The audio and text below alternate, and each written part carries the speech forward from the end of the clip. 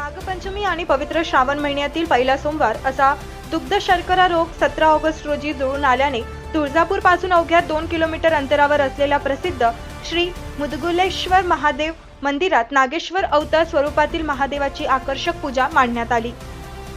या पूजेचे दर्शन घेण्यासाठी पंचक्रोशीतील भाविकांनी मोठी गर्दी केली होती। श्रावण महिन्यातील पहिल्या सोमवारी आणि नागपंचमीच्या निमित्ताने श्री मुदगुलेश्वर महादेवाच्या पिंडीवर नागेश्वर अवतार स्वरूपातील विशेष पूजा सायंकाळी मांडण्यात आली। महादेवाचे हे मनोहारी स्वरूप पाहून भाविक भक्त भारावून गेले। दिवसभर मंदिर परिसरात भाविकांची मोठी गर्दी पाहायला मिळाली। तुळजापूर येथील तरुण मंडळी मागील काही वर्षांपासून श्री मुदगुलेश्वर महादेव समितीच्या माध्यमातून श्रावण महिन्यात मंदिरात विविध आकर्षक पूजा व सजावट करत आहेत।